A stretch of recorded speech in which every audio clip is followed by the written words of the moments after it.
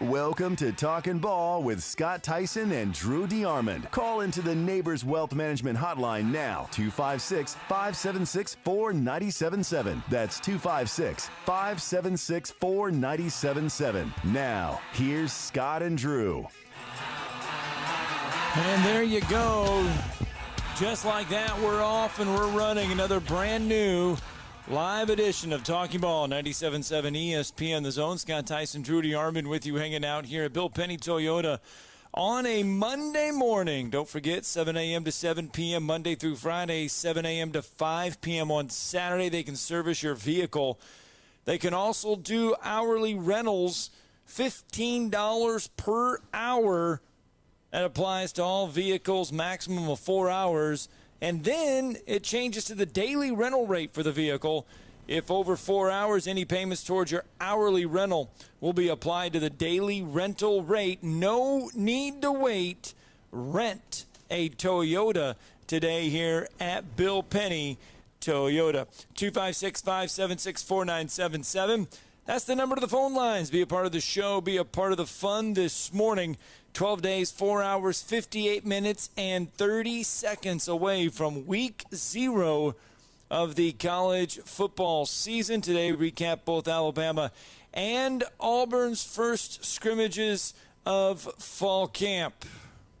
Coach, only a couple days in pad so far, but how would you assess the physicality of the team so far in this early stage of camp? I think you answered your own question. You know, we've had 2 days in pads and 1 scrimmage, so we got some guys that play pretty physical. We got some guys that need to get more physical.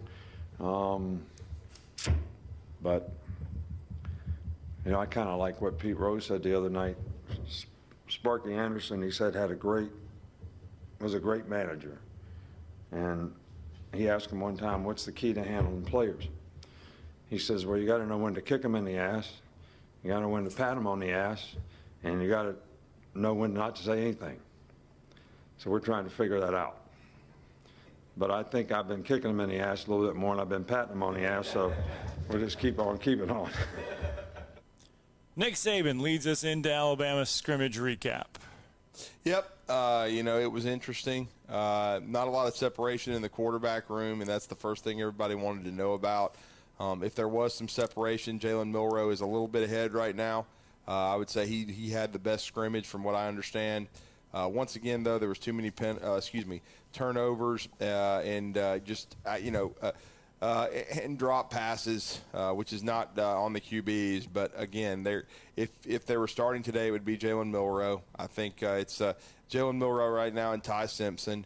I think Dylan Lonergan is a dark horse. I think he's a very talented young freshman who's moved up from – he's not doing scout team work anymore. He's working with the 1s and the 2s. He got work with the 2s on Saturday. He's putting some pressure, I think, on Tyler Buckner. Buckner did not have a very good scrimmage. He had an interception that was tipped and picked off by one of the linebackers for Alabama. From what I understand, I think it was Trez Marshall. Again, we'll see. I mean, the ironic part is going into said scrimmage, I had heard that Buckner had the best week of practice. Right. But it's also a situation where all 3 quarterbacks in the top 3, Jalen Milroe, Ty Simpson, Tyler Buckner, have all had good days of practice. It's just kind of been there's not been there's just not been a lot of consistency. No. Jalen Milroe had one of his better scrimmages. From what I understand, he was much more comfortable in the pocket. He delivered the football, did a good job, and so again, he's going to be ahead going into this week. It's going to be a big week of practice, and then another scrimmage. I don't think he's created a ton of separation, though. Ty Simpson still got a shot in this deal, but right now, Jalen Milroe is the incumbent, and if Ty or Tyler Buckner, Buckner or Simpson, if they're going to beat him out, they have to create separation themselves and move ahead of him, because Milroe came into last spring, the leader in the clubhouse because he's played. And then, Buckner came in after spring. He's got more game action than even Milroe, but he hasn't been at Alabama. Right. And so that's the issue. So, and again, he did not play that well yesterday. If he had followed up that strong week of with practice, a good scrimmage. Yeah, with a good scrimmage, then he would have been pushing for the job, but it didn't translate. It was kind of the Blake Barnett syndrome.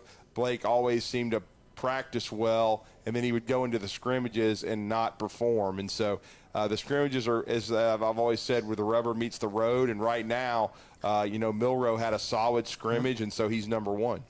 Here is some more from Nick Saban.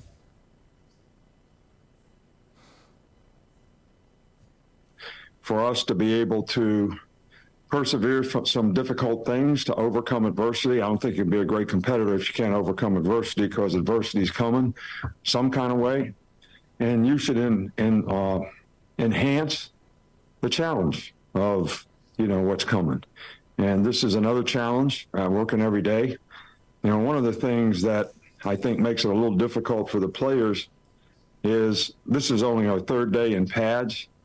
And we've been in shells a couple times, or shoulder pads, a couple, 3 times. But now to scrimmage and try to get the execution when you're going fast, and it's the first time you're getting tackled, first time you're hitting, is not something that we're disappointed in, but certainly areas that we can do a whole lot of improving, which definitely we want to focus on. And, I think it's always important for players to, self-assess and say, okay, I played this many plays today. I would play this many plays if we had a game.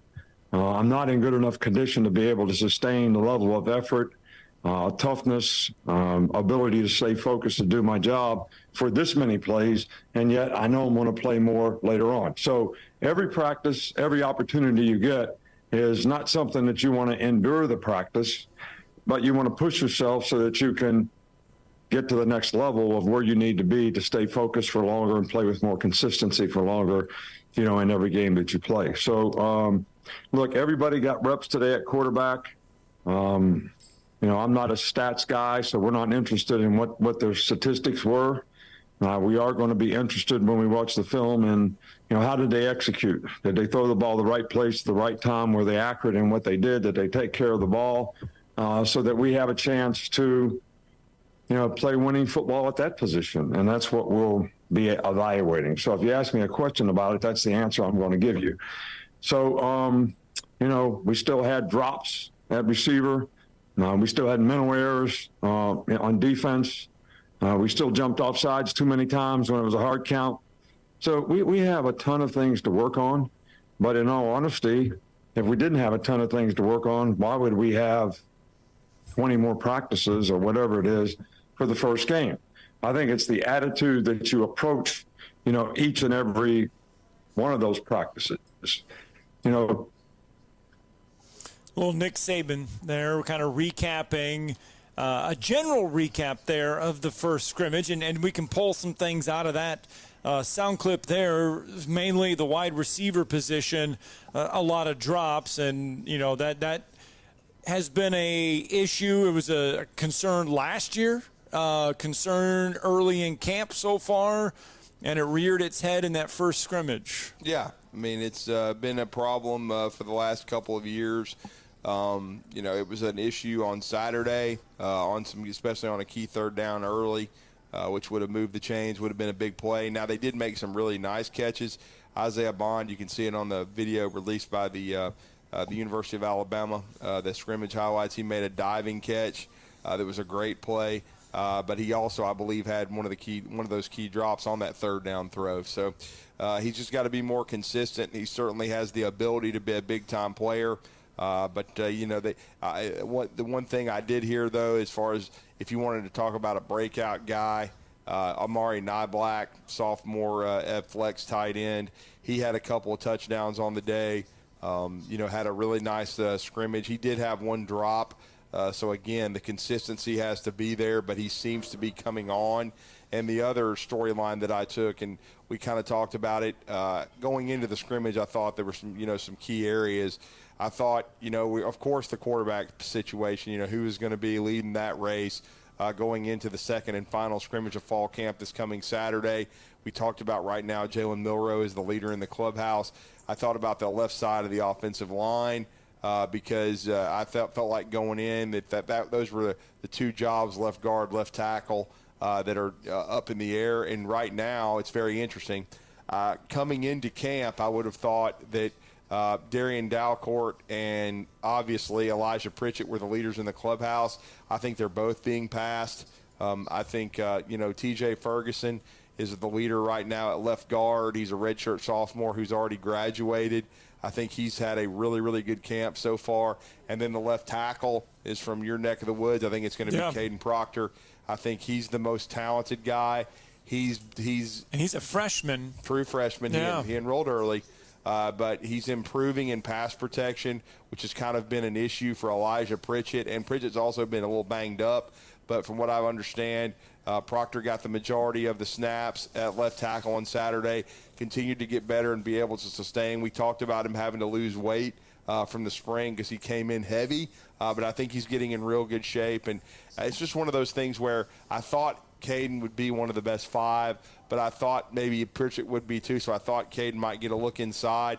But I think Ferguson has taken the bull by the horns there, which has allowed Caden and Pritchett to just fight it out at left tackle. May the best man win. And right now, I think it's the true freshman who's a little further ahead and may end up pulling away. So that was the other key. And then for me, it was the defensive line, developing depth along that D line. I thought Alabama needed to do that heading into fall camp. Coach Saban kind of talked about that after the scrimmage.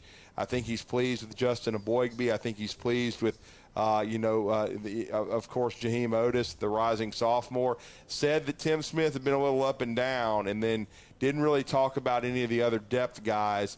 And so it's interesting. I think the defensive line has still got some work to do. Speaking of the defensive line, here is Coach Saban talking about said line. Yeah, I think we have 5 or 6 guys that are playing pretty well. Again, same old thing. We need more people to be able to go out there and play consistently the way you need to play winning football, because that's probably not enough. But, Otis has had a really, really good camp. Justin has had a really good camp so far. Trying to bring some of the other guys along to be able to play. Tim's a little up and down. He needs to be more consistent. So everybody's got something that they can work on, and that's really what we're focused on right now. There you go, Coach Saban giving us a defensive line update there. Plenty to talk about when it comes to Alabama scrimmage, and we'll do so throughout the morning. 256-576-4977. We will get our first break in when we come back. We're going to hear from Hugh Freeze, the Auburn Tigers scrimmage for the first time on Saturday. What was his assessments from Jordan-Hare Stadium? We'll break that down when we return, plus your phone calls on a Monday live from Bill Penny Toyota.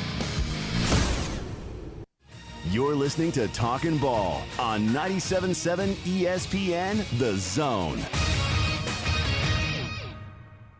Good morning from the traffic center. We've got a lot of emergency equipment moving around this morning, but it's all on medical calls. I haven't found anything accident-wise, not seeing any stalls or traffic signal headaches to report. Someone dies from heart disease every 36 seconds. Dr. Randall Burns and the team at Huntsville Heart Specialist on Bob Wallace Avenue can help you keep your heart healthy. Captain Nick in the North Parkway Popeye Skywatch Traffic Center. I've always gotten tons of UTIs. Cranberry products never worked for me, and I was desperate for a way to be proactive. I'm Jenna Ryan, CEO and founder of Eucora. We've worked with doctors to develop effective urinary tract health products. Just mix a packet of Eucora with water and drink it when you need support, like right after intimacy. Eucora is helping over 100,000 women stay healthy. Ready to join them? Get 30% off at eucora.com/radio. That's UQORA.com/radio. Are you in the market for a recreational vehicle? Do you want to get out and see more of this beautiful country? Well, imagine hearing the laughter of your little ones enjoying gooey s'mores by a cozy campfire and making lasting memories with your friends and family from the comfort of a new camper. We can make your dreams come true at Hall's RV. With over 15 years in the camping business, we know how to get our customers into the perfect camper. We have several models and floor plans here for you to choose from, both new and used. We're family owned and operated with fantastic deals and great service. Everyone wants to work with people they can trust, so come on down to Hall's RV and get the deal of a lifetime. We'll treat you right and get you on the road in the camper of your dreams. Visit us on Highway 431 in Albertville. Hall's RVs, where we sell fun. Or see us on the web at www.hallsrvsales.com. When I chose a garage door company, I did my homework. I needed Precision Overhead Garage Door Service. They have a 5-star Google rating. I checked their reviews and liked what their customers had to say. Precision Overhead Garage Door has lifetime warranty packages. Same-day service if I call before 2 p.m. If they can't make it the same day, my service call fee the next day is waived. They did a 25-point safety inspection on the door and operator. Now that's peace of mind. Residential, commercial, and gate services. Precision Overhead Garage Door Service. Call 256-400-4500. At Bryant Bank, we recognize your time is valuable, and easy, secure access to your finances is essential. That's why we provide the financial tools you need to manage your money on the go and make life a bit easier. At Bryant Bank, we're here to help with instant debit cards, Apple Pay, person-to-person payments, and more. Bryant bankers want to show you how beneficial our digital banking services can be. Learn more at bryantbank.com. Bryant Bank. Live legendary. Member FDIC. Specializing in simple and affordable rentals, McCurry Van and Car Rental can make sure you have just the right vehicle for your next family vacation, weekend getaway, or if you just need transportation while your vehicle is being repaired. McCurry carries Ford Transit vans and Mercedes Sprinter vans, trucks and work vans, and more. And they offer discounted rental rates for long-term rentals. Now with 4 locations: Athens, Muscle Shoals, Coleman, and Huntsville. Log on McCurryRentals.com to make your reservation now. That's McCurryRentals.com.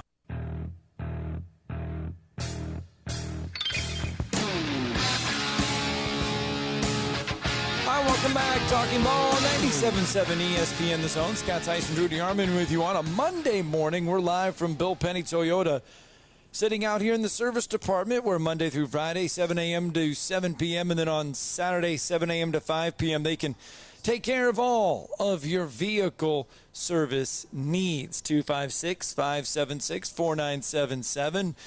We got you started in that first segment, recapping Alabama scrimmage. We'll go over more from inside Bryant-Denny Stadium, what happened on Saturday here in a moment. But first, the Auburn Tigers also scrimmaged for the very first time on Saturday. And here was Hugh Freeze's reaction to his team scrimmage. Yeah, it was a mixed bag. I mean, I thought we ran the ball really well early on. I thought the heat got to us a little bit. It's been a hot camp now, and I'm no excuse maker at all, but we've gone several days in a row, and you can tell they're gassed a bit, and we're blessed to have a day off tomorrow. We get to watch the film later today and clean up everything that we see in it, hopefully, but they need the day off tomorrow, and then we'll get into after next Tuesday, kind of get into more of a rhythm that hopefully we can have them. I take pride in making sure our teams are fresh when game time comes, and we certainly weren't fresh today. It showed, but I did think the O-line functioned really well early on in the run game. Pass pro was pretty good too early on. Thought the defense dominated the latter part of the scrimmage. So I've said this all the time, and it's hard for me to leave a scrimmage or a practice feeling great, because one side does well, I worry about, well, we're not getting it done on the other side and vice versa. But I am very, very pleased with the want to, the desire, the leadership I see in being developed. I'm encouraged as to where we are at this point in camp. Hugh Freeze reacting to Auburn's first scrimmage. Yeah, Auburn had an interesting scrimmage, because it's kind of interesting how both Alabama and Auburn don't really have a clear-cut QB situation right now. Yeah. It's just reading the intel from the scrimmage and how it went. And Hugh was also forthcoming. Someone, of course, asked about the quarterbacks. It was our own good friend Brian Matthews, and Hugh was it said he came into the scrimmage with his mind made up, and then he changed his mind after watching the scrimmage unfold. And much like Alabama, I think they gave 3 guys a lot of reps. Certainly, Robbie Ashford's the incumbent, much like Jalen Milroe is, except Ashford was the starter for the majority of last season. As we know, with Zach Calzada's injury situation, Zach did not play at Auburn at all. And then, T.J. Finley got hurt, and so, Ashford saw the majority of the action. But just kind of reading the guys that you trust, it looks as though Holden Gariner, who is a redshirt freshman, not recruited by Hugh Freeze, recruited by Brian Harsin, who was there a season ago and did not play, may have had the best scrimmage, even though I think all 3 of them had bright moments. The interesting part was that the guys that threw touchdowns were Robbie Ashford and Gariner. I think Ashford also used his legs very effectively, as you would expect. The one that didn't throw a touchdown was Peyton Thorne. And Thorne, I think all of us have kind of expected him to be the starting quarterback.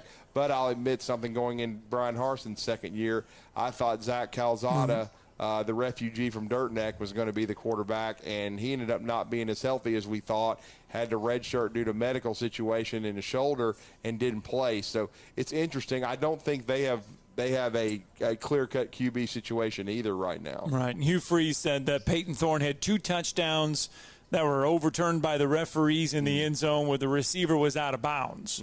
So he could have had 2, but if they reviewed him, he said maybe they would have had 2. But it was a scrimmage. And same thing, though, with Auburn. The wide receiver play in their first scrimmage was not great. A week. Not so much today. I don't know if it was, thought we had too many MAs on our RPO routes, choosing the wrong option. And we've got to look at us as coaches first and see what that was. There were some good plays. I don't know, let's see, looking at Kurt's stats, which I can barely read, but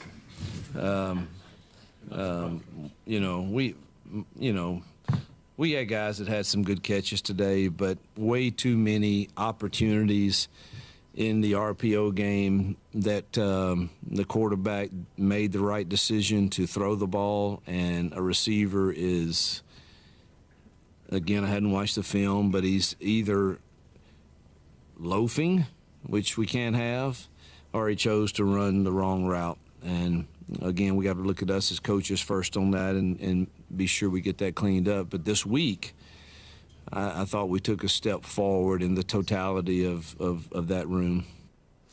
So, same thing, Monday through Friday, everything was good for the Auburn wide receiver room. They get out there on Saturday in the scrimmage. Things get a little bit tighter. As you say, the rubber hits the road, and the Auburn wide receivers don't deliver. So all that, though, could be chalked up to first scrimmage, a lot to learn. We're only a few days into pads.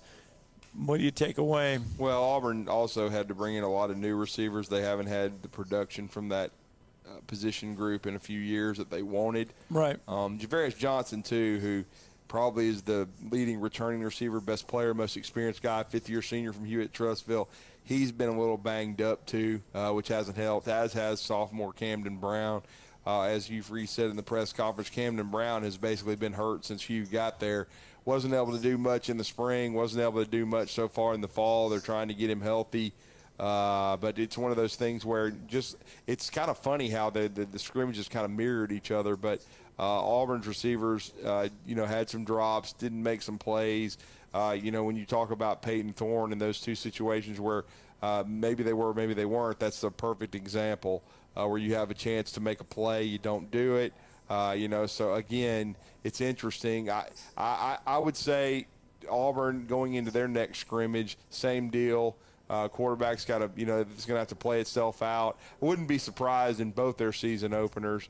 And we're talking about Alabama and Auburn. Auburn with the UMass and Alabama with Middle Tennessee will probably play multiple QBs.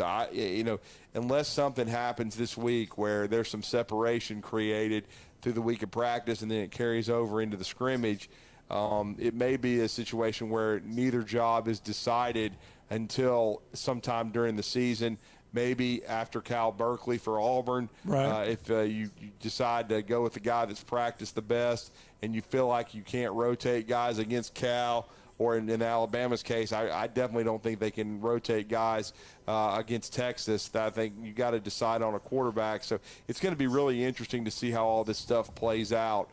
Because it may be a situation, and I go back to a quote in one of Coach Saban's early press conferences this fall camp, is he said, he told the QBs, just because somebody wins the job out of camp, this isn't over. You're going to have to continue to compete, and probably that was kind of a foreshadowing of, well, what we saw in the spring where Ty Simpson and Milroe did not separate themselves from each other. Right. And then they brought in Tyler Buckner. He hasn't created any kind of separation, or I don't think made a huge impact in the competition. I think he's competing. But, again, it's just one of those things where it's going to have to play itself out, and you've got to find a QB. I will say, based on what I'm hearing about the rest of the squad, I think the biggest questions right now still are as far as quarterback, and you heard Coach Saban talk about the depth along the D-line. I think the offensive line's coming along. I think he likes where it is. So the next concern to replace that would be the wide receivers. They've got to help the quarterback out. They've got to make plays. I do think there's talent, though, in the wide receiver room. And Ja'Cory Brooks was limited this past Saturday, too. Right. Ja'Cory Brooks is going to be a big part of that for Alabama, you would think, in the regular season. So, again, I think it's just going to be interesting to just see how guys take advantage of opportunities in practice this week at both Alabama and Auburn. Besides Tyler Buckner, Jalen Milroe is the one quarterback that does have game experience, because he did get that start last year. And would that surprise you? I mean, that he had probably a better scrimmage than Ty Simpson and Lonergan, because of the fact that he did and does have that experience from playing last year. Tyler Buckner, though, still getting used to the Alabama offense, still getting used to things. So to have him be a little bit behind probably in that first scrimmage, I don't think is as much of a surprise. No, I mean, it's not a huge surprise. That Buckner has not, he didn't go through spring. He hasn't. This is just his first couple of weeks with his Alabama teammates. And, of course, he's familiar with Coach Reeves, but he hasn't been practicing at Alabama. He doesn't have a rapport with the guys. Dylan Lonergan went through the spring. Was kind of a last-minute early enrollee. It was thought he might stay in high school and, play his senior season of baseball at Brookwood. He did not. I think, it's interesting. The more I hear, I think he has the most talent, but he, again, doesn't know. He's just raw. Well, I don't know about raw. I would say he's got the most arm talent. I would say it's about trusting him within the offense. Oh, okay. And, he has the ability. He has to learn the offense. He's only had one spring. Look, man, this is not Madden. This is not, EA Sports. You don't just plug a guy in and play a video game. They have to learn. There's only been one true freshman quarterback make an impact for Coach Saban in his career and as a starter for a season, and that is Jalen Hurts. And people forget he didn't start the first game. Blake Barnett started the first game. Blake Barnett had the red shirt as a freshman. Jake Coker led Alabama to the national championship. Barnett, it was a close battle coming out of spring and fall camp. They gave Barnett the nod over Jalen Hurts because, if I remember correctly, Jalen did not enroll early. He came in the fall, and so Barnett had, he outworked a couple other QBs that were already on the roster, right? And so he was able to win the job. But he didn't play very well against USC. He kind of looked like a scared rabbit, and that opened the door because Jalen had already been pushing, and then Jalen got in the game and made plays, both with his legs and then the deep ball to Ardarius Stewart for the touchdown, and then he took it and ran with it and was the starter for the rest of the season. And then Barnett transferred, by, I want to say, Game 3 against Western Kentucky. He was gone because he was trying to preserve his eligibility. So, again, it's one of those things where it's probably going to be kind of the same situation this year. And Alabama's been there. I mean, Alabama, after A.J. McCarron's 3 years as a starter in 11, 12, and 13, when he beat out Phillip Sims in 11, They had a first-year starter every time for 3 years in a row.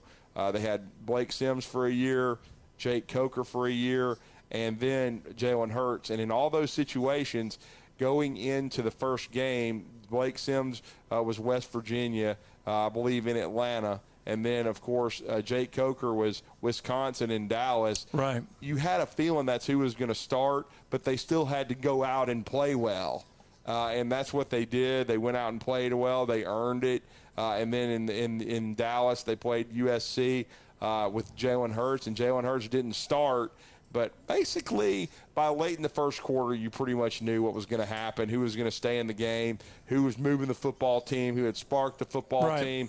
And Jalen also protected the football, and that's the key. Whoever protects the ball with these three QBs for Alabama, Lonergan, I think, is a dark horse, but the only way he'll get an opportunity is through injury or if there's just a catastrophe in turnovers. And if there is, there's going to be a lot of people drinking in Tuscaloosa because they'll probably not beat the Texas Longhorns, which will not get the season off to the kind of start you want.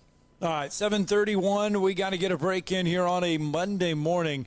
Scott Tyson, Drew DeArmond hanging out at Bill Penny Toyota on a Monday. When we come back, other college football news and notes. Jim Harbaugh gets to coach the entire season this year. We'll explain what that means and where did the 4-game suspension go.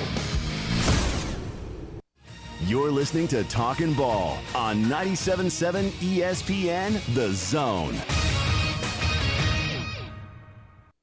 From the Fox 54 Weather Center, I'm meteorologist Emily Owen. For this Monday, expect another hot afternoon across the Tennessee Valley. An excessive heat warning remains in effect until 8 o'clock.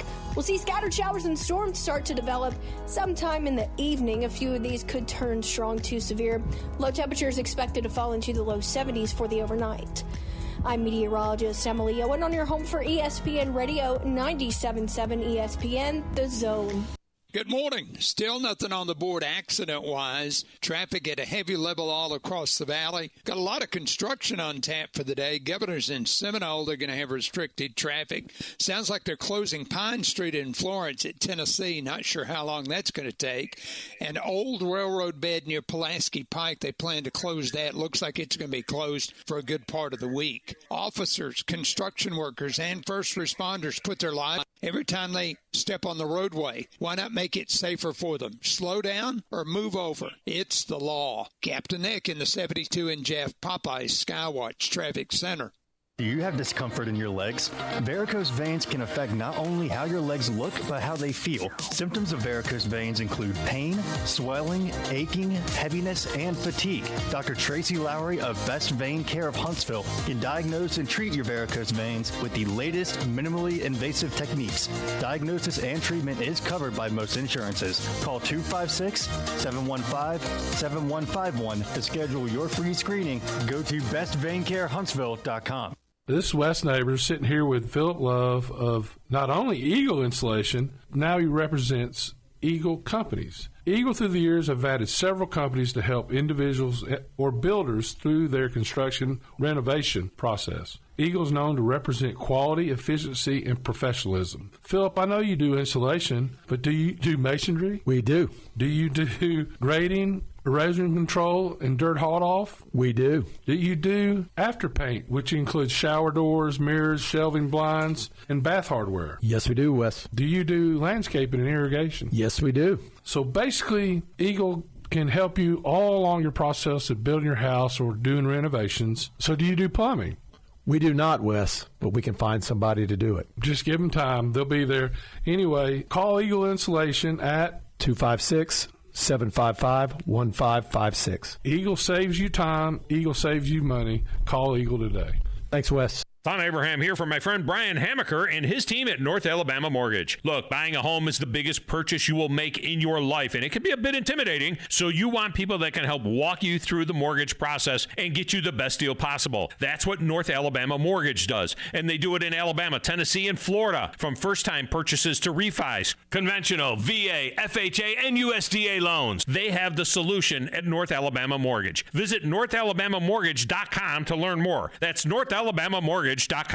Do you want your next party to be something you'll remember? Then head on down to Flosa Premier to book your next big bash. Birthday? Corporate meeting? Maybe just a family reunion so you can get your cousin Kyle back into the basketball court so you can beat him at basketball. I don't have no idea. Flow is fun for all ages looking for high-flying excitement, arcade fun, and tasty snacks to satisfy your hunger. Whether you have 10 friends or 25, Flow is jam-packed with something fun for everyone. Get jumping with Flow off South Parkway in Drake or head over to flowhuntsville.com to book your next party now. The best place to get 50s diner-style homemade delectables is Bubby's Diner. Located at 8412 Whitesburg Drive Southeast, try their all-new expanded breakfast menu with homemade waffles, omelets, and shrimp and grits. With 3 generations of experience, Chris Bubby Belcher has the best burgers in town. Don't forget to leave without a homemade pie or a hand-spun milkshake. Give Bubby's a call today at 256-513-8080. Bubby's Diner, home of the donut burger. There's the phone and no one to answer. 256-576-4977. And as a result, we got many, many phone calls and letters. Give us a call on the Neighbors Wealth Management Hotline today. 97.7 ESPN, The Zone.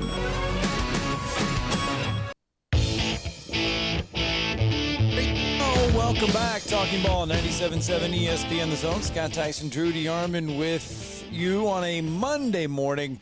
We're live from Bill Penny Toyota, sitting out here in the service department. If you need to, you can rent a Toyota. You can. $15 per hour. Hourly rentals, maximum of 4 hours. If it's 4 hours or more, over 4 hours, any payments towards that hourly rental, that's going to be applied to your daily rental rate. It is Bill Penny Toyota. You can rent a Toyota if you need to while you get your car serviced. 256-576-4977. That's the number to the phone lines. Be a part of the show on a Monday morning, just like Pat from Tuscaloosa is. Good morning, Pat. Good morning, guys. Hey, Pat. Oh, hey, good morning. But my question this morning is Marshall Dillon. Hey, I know you guys are probably not as old as me, but Matt Dillon was Gunsmoke. Gunsmoke. Good job. And, hey, Marshall Dillon. What a great name for him, a gunslinger that's quick on the trigger. He's playing fast and loose, so I'm hearing that Dillon's actually getting some reps with the ones and twos. And hey, if everybody's so hot, they've been so hot on these top 3 quarterbacks, hey, quote per se, that why is Dillon getting reps with the ones and twos? That's the question that's got to be asked. What do you guys got to say about that this morning? Yeah, I just commented on it before we went to break. Dillon's going to just keep plugging away, and if these guys don't create separation amongst themselves, and if someone does not start playing consistently and taking care of the football, then Dillon could get an opportunity. There's no doubt about it. It just depends on how quickly he improves, how many plays he makes. I know within the last several days is when he started getting a lot of reps with the ones and twos in practice because he's got outstanding physical tools. He may be the most physically talented, especially from an arm talent standpoint, of the 4. So, again, I think ideally redshirting him would be the best move because, again, like we've said, Pat, it's tough to bring a true freshman into the mix and make him the starter right away. If Blake Barnett had been ready to go or, if Alabama, if another one of the other older QBs, even a Cooper Bateman or somebody had developed like they thought he would, then you probably wouldn't have seen Jalen play as a true freshman. But Jalen took advantage of an opportunity and was freshman of the year in the SEC and was SEC Offensive Player of the Year. So it's all about taking advantage of opportunities. Jalen did it. He was ready. We'll see if Dillon is. It's going to be a really interesting week of practice to see which QB plays has the best week of practice, but then does it carry over into the scrimmage? Because I always heard Blake Barnett practiced well, and then every scrimmage I ever saw him in was an F. And so I never saw him scrimmage really well. He always had multiple turnovers. He never moved the football team consistently. So we'll see. No doubt about it. I mean, the 2 best quarterbacks I've ever seen as far as young QBs in scrimmages have been Tua Tagovailoa and Bryce Young. Both of those guys were advanced beyond their years and were great players. And so, and to be honest with you, that a guy as good as Tua is the only kind of player that was going to unseat a Jalen Hurts, because Jalen played in the national championship game as a true freshman, and he got Alabama to the national championship game as a sophomore. Only way he was going to lose his job is to a very special player, and that's what happened. And so we'll see if any of these guys can become special players. They certainly are all getting opportunities, but right now I would say Jalen Milroe has got a lead heading into this week. And you got a second scrimmage coming up. We learned a lot from the first one. The first one to second one is where we should see a lot of improvement. You should probably see a little bit more separation, I would imagine. We'll see. Yeah. Go ahead, Pat. But start with Andrew, with what's coming in now, because I'm hearing that these people that are spreading rat poison all over the internet and all over the media, people are all saying that Sion is the chosen one, that he is the next Bryce Young, per se. And if that's the case, then this is Dylan's year. I just wanted to get some stuff stirred up this morning, guys. Hey, y'all have a blessed day, but I sure do like they putting a moniker on him, Marshall Dillon. All right, have a good one. Appreciate it, Pat. And again, everybody has talked about Julian saying he may be the number one quarterback in the 2024 class, but very, very rarely I think he's going to enroll early. But do you see a quarterback come in as a true freshman and jump over everyone? Most of the now the transfer portal changes things and quarterbacks moving on. We saw Ole Miss basically, besides Jackson Dart, redid their entire quarterback room. So that could happen. You could have some guys leave at Alabama, no doubt about it. But he's still going to have to come out and show maturity and win the job. And it's not easy to do. But certainly he's a very talented young man. Hope he has a great senior year and is healthy. And we'll see when he gets here. But I never like, assuming that, okay, there's a lot of people that thought Bryce Young was going to come right in and beat out Mac Jones. And it became obvious if you saw spring practice that wasn't going to happen. Mac Jones stayed ahead, and then when the fall came around, now it was a different one because remember, let me just correct myself. That was a different year because spring practice got canceled because of Joe Biden. Right. And then and Dr. Dumbass. Ding. And then they had fall practice, and fall practice got started late because, again, they weren't sure if they were even going to have a season. But the whole time, Mac was working, and Mac was prepared. And then when you saw him come out in that game against Missouri in September, he played at such a high level, and it just carried through the whole season. He took the reins and the bull by the horns, what Saban's been talking about, and he didn't let go. And he didn't give Bryce much of a chance. And then Bryce had 2 outstanding years and became the first pick in the draft. But nobody has done that as of yet. In this situation with the Milrose and the Ty Simpsons and Buckner and now Dylan Lonergan, but we'll see what happens, no doubt about it. Yeah, it is very hard. As I'm just trying to go back over time. Yeah. And I mean not just Alabama. I'm just going back in college football lore of all the freshmen that could start and have started college football that was meaningful and had good freshman years. Mm-hmm. And it's hard to go back. Danny Werfel didn't. Peyton Manning didn't. Somebody had to get hurt. It's hard to go back and find quarterbacks that come in, especially coming right in out of the high school level, because for years there the early enrollees were not a big thing. I mean, you had a few guys that were early enrollees, but a lot of them would come in right out of high school. The original OG is from this area, and that is Phillip Rivers. Right. And he did it, and he became a starter. But for one, NC State's program wasn't in great shape when Chuck Amato took it over, and Phillip Rivers is going to be in Canton, Ohio. So there, and it was one of the biggest blunders in Alabama and Auburn football history, and it will always go down as a big blunder. Misrecruitment, yeah. Well, first of all, Alabama not recruiting him much, and then Auburn thinking he was a tight end. That's why people get fired. And defense. Then they wanted to play a defensive back too, or something as well, or no, it was a tight end. Tight end. All right, Wolverine Dan, I know you're holding, but we want to get a break in. When we come back, we will fill you in on the Jim Harbaugh situation, get to your phone calls and more. 256-576-4977.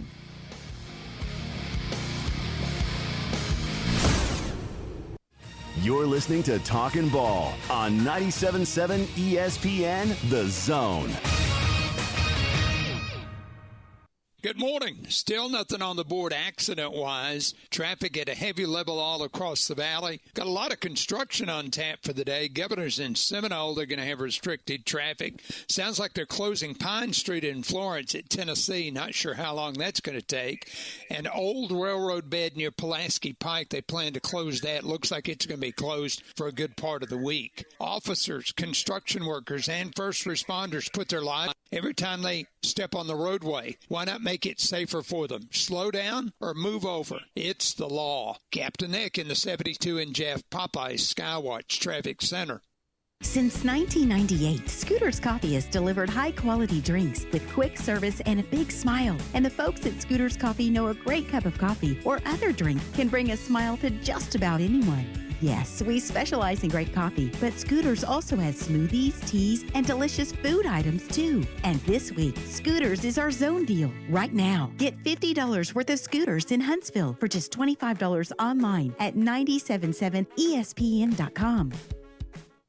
Sitting here with Mark Kent of Southern Fidelity Mortgage Group of Huntsville. Mark, do you help pre-qualify people? We pre-qualify people all the time, Wes. As a matter of fact, I love having them coming in here because when they come in and they pre-qualify, they can leave my office knowing exactly how much they can buy and have no worries. Mark, tell me about your rates and pricing. Well, Wes, this is something we're really, really proud of. Long story short is, I love being able to provide the best pricing in town. Honestly, I cannot tell you the last time I lost a deal to either rate or pricing, something I'm very proud of. So what all financing options do you have, Mark? We do several different things. If you're purchasing a home, we can handle the purchase. If you're wanting to refinance your home, of course, rates are at the lowest they've been in the last 3 years. We do a lot of refinancing. If you're building a home, we can handle the entire process from breaking ground to the final close. Do you sleep with your phone? Wes, if you want to reach me, you can call me at my office phone, which is 256-562-1000. But always remember, I sleep with my cell phone at night. That number is 256-656-5936. Hi, this is Wes Neighbors. I'm here with Sam Fleming with Fleming Roofing and Restoration. Sam, tell the folks about Fleming Roofing and Restoration. Hey Wes, our company Fleming Roofing and Restoration specializes in commercial and residential roofing and repairs. I'm a fifth-generation Huntsvillian, and our family's been doing construction business in Huntsville area since 1965. Sam, what kind of roofs does Fleming Roofing and Restoration do? Our guys are skilled enough. We can come out and address any kind of leaks or issues you might have on your commercial, on your metal roofing, on your shingles. We can do anything, and we can offer you a solution to repair it or we can replace it. Well, you guys also do insurance restoration. Our staff has 10-plus years of experience as insurance adjusters, and we really do know the inside and out of the claims process at Fleming Roofing and Restoration. Check out Fleming Roofing and Restoration online at FlemingHSV.com, or you can call or text them at 256-651-9440. Hey, Wes, we show up. Tom Luganbill here for my friends at Woody Anderson Ford. Bobby White and his team take great pride in their service department, and you can see it the moment you walk into those beautiful new service lanes. And just like a championship team, they all work together to make sure your experience is second to none, whether you drive a Ford or not. Also,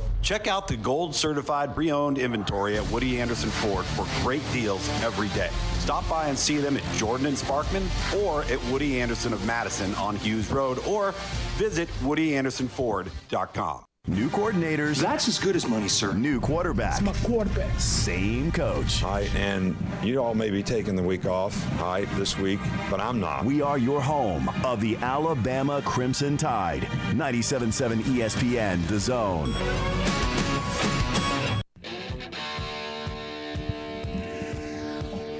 And there we are. Welcome back. Talking Ball, 97.7 ESPN, The Zone. Scott Tyson, Drew DeArmond with you, hanging out on a beautiful, but yet going to be another warm Monday morning.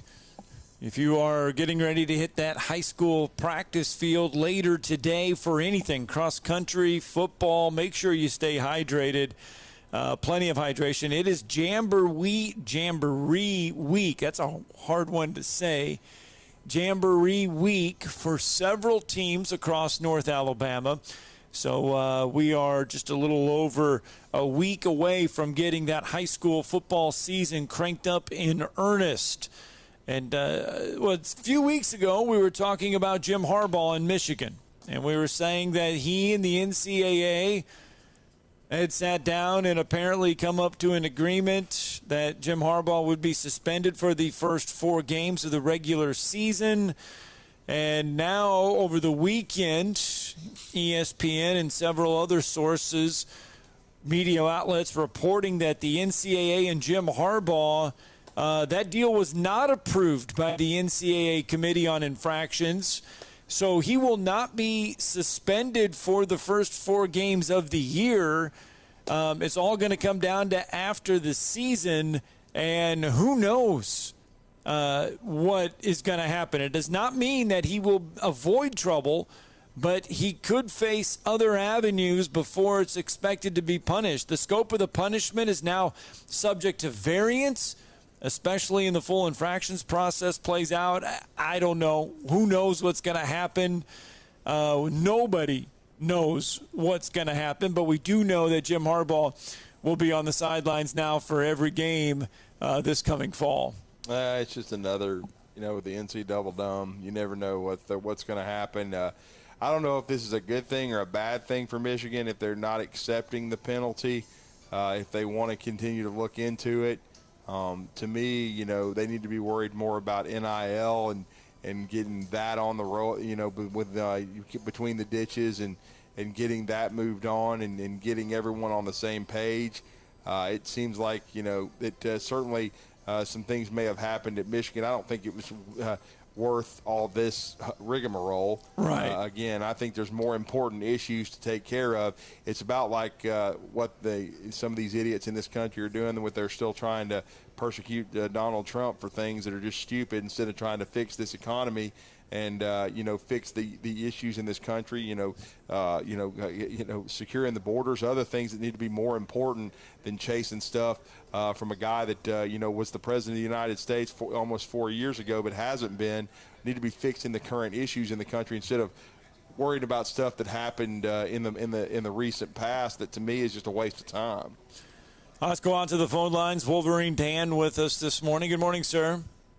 I can agree with your assessment of the former president and all the crap going on.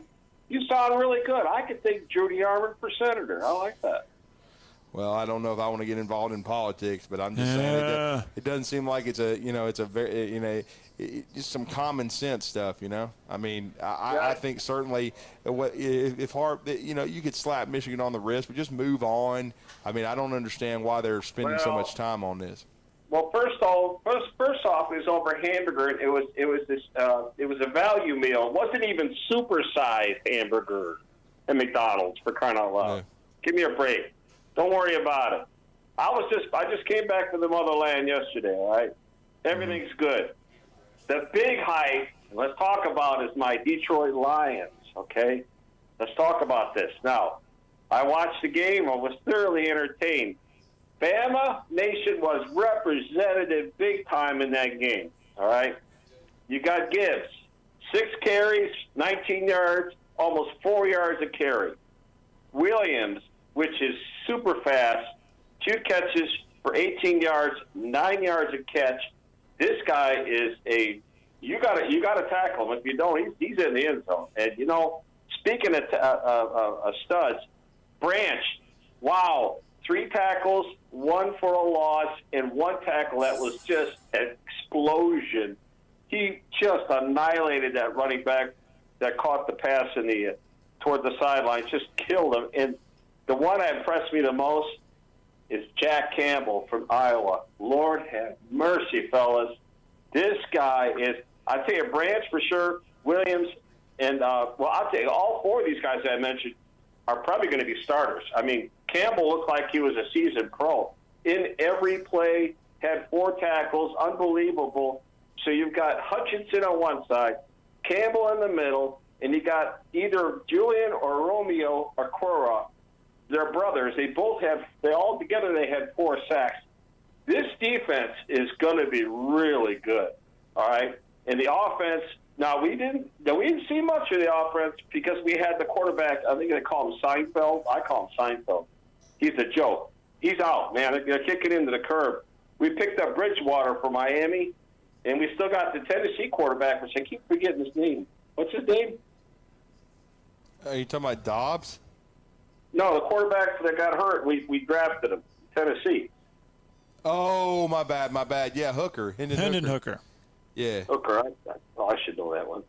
Anyway, fellas, I don't know what, the only sad thing the thing that really disappointed me on my trip is I go to the 45-year class reunion. Yeah. The girls, guys, be honest with you, they look like a bunch of moms. And they're really old looking. They're out of shape. And I'm thinking, man, where's the lady? I look at Ginger and I said, well, Ginger, you blow all these girls out of the water. I was expecting some of these girls to try to keep themselves, relatively attractive. Well, I'm glad you had a good trip, Dan, and maybe the Lions are going to turn the corner. I don't know if Hendon's going to be ready to compete this year because of his recovering from his knee injury, but he certainly was a great story last year. And, Jared Goff, I know they still got him on the roster. It's going to be interesting if they commit to him long term because it probably depends on how Hendon develops this year as far as in practice and how they think that what kind of progress he's making. And you're right. I did see where they signed Bridgewater the other day. He's become kind of the ultimate backup in the NFL. Yeah, had a few opportunities to start, never been able to hold on to jobs for long. But I think he's a quality backup. But what's probably going to happen is if Detroit, if your boys, I know you put money on them again, if they do win this division and get to the playoffs, they're probably going to commit to Goff. But if there's some underachieving or if they go 8-8, if they're competitive but not quite good enough, then you might see a move to Hendon Hooker. I wouldn't be surprised. Or even by the end of this season, if Detroit doesn't think they're going to go to the postseason and take a look at Hooker. Well, you mentioned about putting money on them. I double down, okay? They're going to win their division. I bet to win their division. I think they could do that. Well, if they do, you look at that division. You look at that division. Aaron Rodgers out at Green Bay. Right. I mean, what does Jordan Love do with the Packers? It's his era. But you look at the rest of that division. You got Kevin Warren. That's an F. Yeah. Detroit has just as good, in my mind, good a shot to win that division as anybody else. Kirk Cousins making all this money. Chicago. The question is, what is Chicago going to be like under center? I mean, is our Ohio State boy going to take a leap forward this year? Justin Fields. No. The betting odds actually are not really, when you want to pay off, they're not really good on the Lions because the bookies are really pulling on the Lions. So I had to put a little extra cash on it. But before I leave, fellas, I did make one bet. You're going to think I'm crazy. But I made this bet. It's the first game of the year. It's against Kansas City. It's in Kansas City. They're all going to be jacked up, getting their rings, think their crap don't stink, and it's going to really cheese our team off. And this team's got an attitude. That's what I like about this team because the coach has an attitude. He's the players' coach. It's 6.5 right now. Right? I waived the point. I think upright this team could shock Kansas City, and you got better odds. I win more money if I just go straight up. Thanks for the phone call. Yeah, picking Detroit to beat Kansas City. Oh, that's the NFL too. On the road. All right, that's hour Maybe one. Gibbs and J-Mo will play well. That's hour one in the books. Hour two is going to be underway here in a short minute. Travis Reier going to join us. Going to talk some Alabama scrimmage. Get you all caught up from everything that happened in Tuscaloosa over the weekend. Stay with us.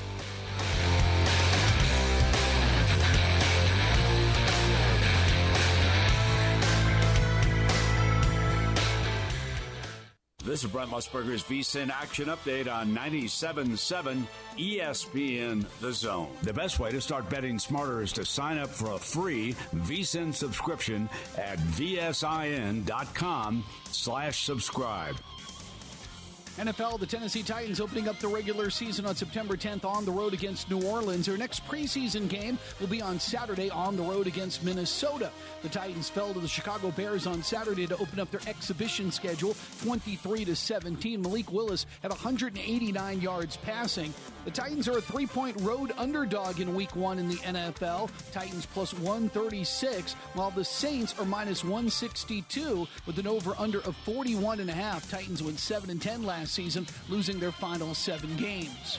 For VSiN.com, I'm Tony Desiri, 97.7 ESPN The Zone.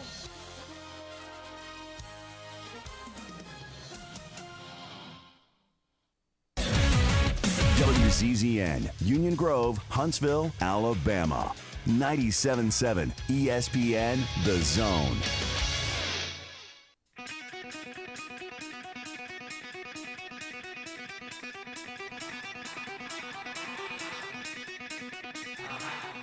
Welcome to Talkin' Ball with Scott Tyson and Drew DeArmond. Call into the Neighbors Wealth Management Hotline now, 256-576-4977. That's 256-576-4977. Now, here's Scott and Drew. And welcome back, Hour 2 of Talking Ball, 97.7 ESPN The Zone. Scott Tyson, Drew DeArmond with you, as always, on a Monday, sitting out here at Bill Penny Toyota, sitting out here in the service department, Monday through Friday, 7 a.m. to 7 p.m. On Saturday, 7 a.m. to 5 p.m. They can service your vehicle needs. And while you're here, you might as well just journey on up to the showroom, take a look at all those nice new Toyotas. And if you need a rental, Bill Penny Toyota can handle that as well. They got hourly rental rates available, $15 per hour, applies to all vehicles, maximum of 4 hours. And if you need that into a long-term rental, well, after you pay for those hours, those charges, they go to the daily rental rate. So no need to have to pay twice. It just carries right on over. Alabama scrimmaged for the first time on Saturday. We heard from Nick Saban aplenty in hour number 1. Talked about the wide receivers, talked about the quarterbacks, talked about the defensive line. And, you could say a lot of stuff that Nick Saban said, Drew, was a lot of stuff that happens in first scrimmages. Yeah, first scrimmages are always interesting to kind of see, the buzz that's coming out, no doubt about it. Certainly, we are going to talk with our next guest, who's been a huge part of this show on a weekly basis during football and basketball season since its inception in 2015. He has been with BamaOnline.com throughout their voyage and their history. Now they are part of On3Sports.com since 2003 as their senior analyst. He does a great job also with SEC Second Helping. That is with our good friend Brent Beard, and also Talkin' Tide with the Tuscaloosa News, Chase Goodbread, and that is Travis Ryer. Travis, I hope you've had a great summer. You're with Drew and Scott in Huntsville. How are you? I'm doing great. I hope you guys have had a great summer as well. It's game week next week in college football. That's crazy. It's game week, and we've got it's only fitting that we have a heat index and heat advisory up here. So, it's only fitting that it comes at that time of year. Oh, yeah. I'm going to be in Nashville a week from Saturday for Hawaii Vanderbilt. So glad that's going to be a night kick, even in Nashville. That'll be good. I was pulling against the 2:30 kick or something like that. Yeah, it'll be interesting because we've been joking about their stadium because they're updating it, Travis, exponentially for the first time since I think the early 80s. There's been jokes that they're hoping it'll be ready for the said game, but there'll still be construction ongoing. But it should be an interesting one because, it's a $600 million endeavor with Vanderbilt finally upgrading their facilities for the first time in many, many moons. Yeah, you can't hide that SEC money. Eventually you got to spend it. And so certainly on football. But, I considered actually reserving there at the Vanderbilt Marriott in the one end zone just so I'd be sure to have a seat because it looked like the construction is pretty expensive. But no, in all seriousness, it is much needed. It is overdue, but it is good to see nonetheless. Well, Travis, your takeaways from Alabama's first fall camp scrimmage? Yeah, I think you guys kind of hit on it. It was fresh from the practice field Nick Saban, which is always interesting. And, I think you guys also touched on it. The first scrimmage of a fall camp, you've still got while a very talented roster, you still got multiple areas of this football team where you're still trying to nail down some things. Primarily the quarterback position gets a lot of the talk, but as we know, certainly other critical areas of this team still up for grabs. So, I think also you talked about the heat and just, they don't scrimmage at 9 o'clock at night, so you fire those things up around 12:30, 1 o'clock.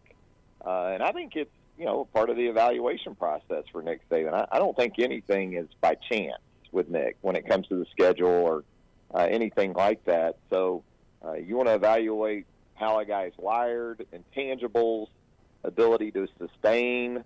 That's the time of day where you're typically going to do that in early to mid-August. But again, just some of the things you heard coming from the scrimmage, quarterback play in general, probably encouraging, I would say. Not so much maybe as a group as the wide receivers, although you had a couple guys do some good things there. Defensively, I picked up a lot of positivity coming from that workout, and again, that's another area of this football team that you're glad to hear that, because there are a number of areas where competitions are still in play. And speaking of those competitions, I thought some interesting buzz too coming out of on the left side of the offensive line, where those battles at left guard and left tackle look like they're going. Yeah, those have been, that's obviously been the area of the offensive line where there's been the most question. And, you wondered if Terrence Ferguson was at a point in his development where he was ready to take another step. I thought he looked really good in the spring in the 8A game, and it sounds like he's been able to do that. There's still, again, you got a veteran in Darian Dalcourt, a fifth-year player in that mix too. And then at left offensive tackle, Elijah Pritchett has had some opportunities to sort of separate himself maybe from Cade Proctor there, the outstanding true freshman. But, it's just going to make this second scrimmage all the more intriguing because, those are among the areas where this time a week from now, you kind of need to know some answers to those questions as you start looking ahead to Middle Tennessee. One of the most impressive things, I guess I don't know if there's really a lot of impressive things, but the defensive line looks to be okay. The defensive side of the ball seems to have a little bit more things figured out right now. Yeah, it's interesting. I think a lot of it for that side of the ball entails mindset, more so than physical attributes, because even with the departures of Brian Branch and the two starting safeties and, the two inside linebackers and Byron Young up front and Will Anderson certainly on the edge, you don't get the sense that this is a group that's lacking in terms of ability. It's just, can it be more consistent in how it goes about its business, especially from a penalties perspective, but also, late in games when they had the opportunity to close opponents out. And this goes for the offense too, but the defense I thought was most surprising in that regard last season in the losses. And even in some wins, they were in hang-on mode. They hung on against Texas A&M. They didn't really close out Texas A&M with emphasis, really in any facet. But I think that's what I'm interested to see. Can they set tones early, not only early in games, but maintain it throughout, and then when that opportunity comes to really slam the door, will they be able to do it? And Travis, with Kevin Steele coming in for his third tour of duty with Alabama under Nick Saban, when he was hired to replace Pete Golding as DC, do you think that was the message and the mantra that he and Coach Saban kind of put their heads together? Was that what Coach Saban wanted to see out of the defense, and what Coach Steele had to, I wouldn't say fix, but had to, get Alabama back to, so to speak, with the history that Coach Saban has on the defensive side of the ball? Yeah, just a stabilizing presence, I guess, is a way to describe Steele, given his experience not only at this level, but certainly his past with Nick Saban. So I think that ability to come in and just hit the ground running, so to speak, probably led to not an adaptation period as much as a ramp-up period in terms of getting back to those expectations and that standard, because it was sobering at times, I thought, in 2022, that even with all that returning experience, that side of the ball, they weren't bad. I mean, they were really good. But did they achieve to the level that was kind of expected of them? I wouldn't go that far. So just being able to get the job done start to finish, consistency throughout. And, again, it's not so much about physical, tangible type of characteristics. You got to think as much as it is the mental and culture aspects of things. And consistency is the word to use for the wide receiver position. That's a little bit something where I'm sure they want some more consistency from.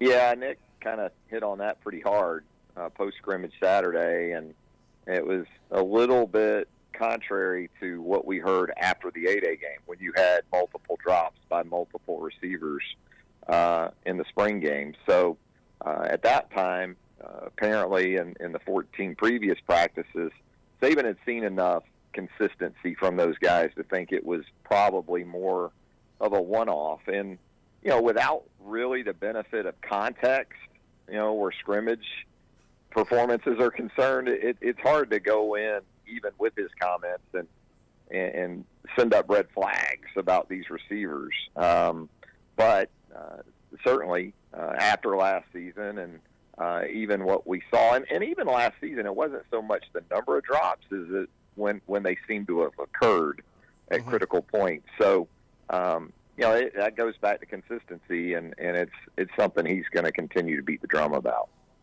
The one thing, though, probably from as far as wide receiver / tight end rooms that we heard coming out of the scrimmage, and I think the most positive thing, Travis, was the continued development of Amari Nyblack. No doubt. Athletic, mismatch for not just linebackers, but I think he's going to prove to be that for dime back, safeties, the way that you can use him and sort of flex him out and do some different things, the schematic and personnel grouping versatility he gives you. This is kind of what you anticipated for him at this stage in his career, although it's still pretty early. He has obviously made some nice strides physically throughout this offseason, and a guy that I think, regardless of who you pair him with in 12 personnel, can complement that situation quite well, whether it's C.J. Dupree and Amari Nyblack, whether it's Nyblack and even Danny Lewis, you know, more of an inline guy. He can do that. And physically, you know, I think he's, again, with the strength and bulk he has added, he's going to be much more viable in going against opposing outside linebackers and defensive ends in the run game. I still see him as more of an off-the-ball tight end, but even in that role, with the way they run or have run split zone and how they've inserted the tight end into the run game, almost as a puller, you still have to have some punch to you and bring something to the fight. So that should help him, what he's been able to do in the last 8, 9, 10 months. And absolutely, expectations continue to go up for Amari. And you mentioned expectations. Alabama fans expect that they probably want a quarterback named now, but they got to understand that there's patience there when it comes to the quarterback spot. How big, then, do you think is Saturday's scrimmage as far as the quarterback race goes, and what did you take away from Coach Saban's comments? Yeah, he was pretty vague and didn't reveal much on an individual basis at all about the three primary candidates. But, you know, for Jalen Milroe, it feels like since the spring, we have pretty much associated every scrimmage with being the biggest scrimmage of his Alabama career, whether it was the 3 in the spring, whether it was last Saturday, whether it'll be this Saturday. But I look at it at this point based on what we've heard, and maybe as much what we haven't heard, is that, you know, he's in a pretty good spot. If he can follow up Saturday with a solid performance coming up next Saturday, I'm starting to think it's going to be tough to envision Alabama running someone other than Jalen Milroe out there. And I don't mean that to sound as if he's the lesser of three evils. Look, this guy, just in terms of athletic ability, with the way they're going to utilize the quarterback in this offense in year one under Tommy Rees, if he's committed to being a 10 to 15 carry a game guy and be able to put aside some of the NFL aspirations that all these quarterbacks have, a lot of these quarterbacks feel like I've got to just work from the pocket. I got to show the NFL that I can do it as a passer. But if he can do that, and we know he can on a consistent basis, again, with the identity that they seem to be implementing on offense, he can be a strength for this team, no doubt. Yeah, and Travis, as we go on, you mentioned it earlier in the conversation, though. It's going to be a very interesting week of practice, a very interesting scrimmage coming up. From what the buzz we were hearing coming out of the week of practice, it didn't carry over for a couple of the quarterbacks into the scrimmage. Milroe has continued to kind of be the incumbent and maintain it. But it doesn't sound like it's decided. It kind of reminds me of 14, 15, and 16, where the first game or two may play out who the QB ends up being long term. Yeah, and Nick's pretty much told us that regardless of who goes out there first against Middle Tennessee, don't consider the competition over. And absolutely, 2015 was and you're right about all three of those years, but 2015 was the prime example of that because Jake Coker quarterbacks Alabama to a win over Wisconsin. You think, okay, they're pretty well settled at quarterback. And then, a couple weeks later, we see Cooper Bateman open the Ole Miss game. So, I guess if I was one of the quarterbacks, to use an analogy, I would rent rather than buy right now. But regardless of how the initial pecking order plays out, because no doubt about it, I think it's going to continue to be fluid and subject to change. Into the month of September for sure. Yeah, there's no question. Oh, just hand the ball off. Just hand the ball off because the running back room is fine. Just hand the ball off. Yeah, just hand it off or keep it and run maybe with these guys. But yeah, it sounds simplistic enough, but Nick's been very clear in sort of the standard expectations for that position. He's not looking for any of these guys to be Bryce Young. He knows none of them are Bryce Young when it comes to the passing game. But again, with what they seem to be trending towards offensively post Bryce Young, none of the three have to be either. Yeah, and then it also. While there might not be as many opportunities for the wide receivers, that's why you mentioned earlier in the conversation, it's about the opportunities the said receivers get, and you got to take advantage of them. And that's why if there are drops or receivers missed that are open, the mistakes are more glaring. No doubt. And this team, an area where I talked and wrote a lot about last year's team was almost, void of complementary football, right? All three phases last year never really complemented each other. They were so Bryce-centric, which I get it. The guy was a player for all time. But this team needs to be complementary in how it goes about its business. Running the football isn't just good, doesn't just line up with the personnel they have this time around. It also benefits the defensive side of the ball. If they can punt it better, continue to improve with James Burnip over the last two seasons. That helps the other two phases of the offense. Will Reichard coming back, I don't think has probably been valued or talked about enough. All the close games last year. You think this team isn't going to have some close games? I can envision a close game as early as week 2. So getting him back to do his thing as a kicker, it all needs to really play into each other, even more so than it has in the last couple of years. No question. Well, Travis, let everybody know how to connect with you and what you guys have going on at BamaOnline.com. Just go to BamaOnline.com. As you said, Drew, we're part of the On3 network these days. Very glad to be a part of the network, and look forward to seeing you there with us. Absolutely. Thanks, Travis. Thanks, Appreciate Travis. it. Thanks, guys. All right, let's get a break in. When we come back, going to talk some Major League Baseball. 256-576-4977, plus some more college football notes. You're listening to Talkin' Ball on 97.7 ESPN, The Zone. Got one wreck on the board. This one's in Decatur. Gordon Terry and South Greenway. It's a no injury, but it does have some blockage. Everything else looks good. Looks like most everybody made it to school on time this morning. We will have a last-minute dash rush, though, so if you're going to be in that group running late this morning, please be careful. Snelling specializes in accounting, admin, and customer support positions. Whether you need temporary employees for special projects or someone to join your team, Snelling can help. Snelling, how the area's best companies hire talent. Captain Nick in the North Parkway, Popeyes, Skywatch Traffic Center. When I chose a garage door company, I did my homework. I needed Precision Overhead Garage Door Service. They have a 5-star Google rating. I checked their reviews and liked what their customers had to say. Precision Overhead Garage Door has lifetime warranty packages. Same-day service if I call before 2 p.m. If they can't make it the same day, my service call fee the next day is waived. They did a 25-point safety inspection on the door and operator. Now that's peace of mind. Residential, commercial, and gate services. Precision Overhead Garage Door Service. Call 256-400-4500. Hello, listeners. My name is Jonathan Dunwoody, and I own Minuteman Press. We are a full-service print shop that is locally owned and operated. I have personally been handling direct mail for over 17 years and have a great relationship with the USPS. We are the only print shop in the area that is listed as a print provider on their website and the only printing franchise that can use their logo as our partner on marketing materials. We can help from conception to design, print, and delivery to the post office.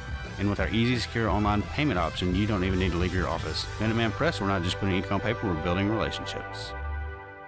Have a drink at the Open Bottle, a copious selection of wine, spirits, and craft beer from around the world. They've got a full bar, wine by the glass, craft cocktails, premium bourbon, 48 specialty beers on tap, and a smart staff with hustle. There's an expansive, comfortable patio with a brand new performance stage and live music every night from local artists like Lamont Landers, Rob Aldridge, and James Irvin. There's space for your next celebration or corporate event. The Open Bottle on Highway 72 near Slaughter Road intersection in Madison. Hey folks, this is Arthur Seaton, managing partner at University Kia, proudly saying Roll Tide and War Eagle. Stop into University Kia today and shop one of the area's largest selection of new Kias, including Fortes, Seltos, Telluride, and Popular Carnival, and fully electric EV6. View all the great specials at universitykia.com and get pre-approved in minutes so you can drive home your new Kia you really want, because we want to see you in a University Kia. These days, saving time is important, and saving money is even more so. That's where Eagle Masonry and Insulation comes in. Over the years, Eagle has expanded their services to meet the needs of folks like you in our area. Taking care of your property yourself can be a real headache. Eagle can handle it for you. They offer full landscaping services, irrigation, mowing, bush hog, and can install plants and trees, sod, and even landscape borders. Call Eagle Masonry and Insulation today at 256-755-1556. Eagle saves you time, and Eagle saves you money. Oh, wow, there you go. Welcome back. Talking Ball 97.7 ESPN, The Zone. Yeah, and I wanted to correct something, too. We have great listeners, and sometimes the years kind of run together. But I wanted to correct something that Jalen Hurts actually did. I got to credit James Sweeney. Did enroll early. He did come in from the Houston area. Yeah. And he did enroll in the spring and did get a chance to compete. He was still considered trailing in the competition after spring, and Blake Barnett was named the starter out of fall camp. We do know he did start against USC, but like we said, and it's similar to what could happen in this situation, Blake Barnett did not play very well in the opening of the first quarter, first couple of drives. Alabama was not moving the football against USC, and Jalen Hurts came off the bench, sparked them with his legs and then with his arm, that lightning strike to Ardarius Stewart for a touchdown, and then was off to the races and really played well the rest of the season. We were talking about freshman quarterbacks in that year. Yeah. The Jalen Hurts, Blake Barnett year. Mm-hmm. those two were not the only ones that were competing. Now, Blake Barnett was a redshirt freshman, I believe. He was a redshirt freshman at that time. Yep. Jalen was a true freshman. Jacob Eason that year started for Georgia. He became the first true freshman quarterback to play for the Bulldogs since Matthew Stafford made his debut. Jacob Eason did not last long as the Georgia starting quarterback. Shane Buechele from Texas was the first Texas quarterback to start in 72 years as a freshman. You got to go all the way back to Bobby Lane. Shane Buechele did not have a great run there. He was not there. DeAndre Francois, remember that name from Florida State? He started as a true freshman for the Seminoles. Yeah. So those were some freshman quarterbacks in that year that got the starts. And I would say the best career of all of those was Jalen Hurts, and even he didn't hold on to his job. So none of them did. Right. It's so interesting. Now, Eason went on to go to Washington and be drafted, but he has been with the Colts, but has never become a starter. And so it's just interesting quarterbacks development, how five-star quarterbacks, sometimes they become great players and sometimes they don't. So it's just really, really interesting. Alabama and Nick Saban have had a great run going in the last 4 QBs when you talk about Jalen Hurts, because he still became a great player at Oklahoma and then in the NFL and had some great moments at Alabama. So he certainly was a really good player that panned out. You got Tua Tagovailoa. We know what he did, even sans injuries. And we know certainly what, Bryce Young has done and Mac Jones. So they've had 4 great ones in a row. But right now this is a battle, and we don't know how good, these guys are going to be. You look around the rest of college football this year, freshman quarterbacks that could have an impact. Yeah. You got Arch Manning at Texas, who, by the way, apparently had a good scrimmage for Texas this past weekend. And then you have Dante Moore from UCLA, and then Nico there at Tennessee. Right now, though, that job at Tennessee belongs to Joe Milton. Nico could be starting the year potentially as a backup there for the Vols. All right, Jeremy is with us on the phone lines this morning. Good morning, Jeremy. Going on, guys. Look, this whole Michigan thing, the garbage mess that it is of a football team and a situation. Is this the precedent where we've always talked about in the past that the NCAA really has no power? I mean, is that where we're getting to? And somebody finally said, "Hey, let's just show that they have no power." Well, I think Jim Harbaugh is trying that. I think he's pushing it to the nth degree and saying, "Hey, look, I'm just going to keep fighting this." I don't know what is going to happen now because with them not agreeing supposedly to the 4-game suspension, they're saying now that Jim Harbaugh could be in more trouble, that there could be a longer suspension, or it could even be worse because they didn't agree to the 4-game suspension. I don't know. Well, so it's pretty much just sticking their foots in their mouths. Well, I don't even. Yeah, I agree with you, Jeremy. I don't really pay attention to it. I saw it this weekend. And it was just like, okay, next. Well, they got to the point where everybody's arguing about the suspension to begin with. Right. And whether it should happen or not.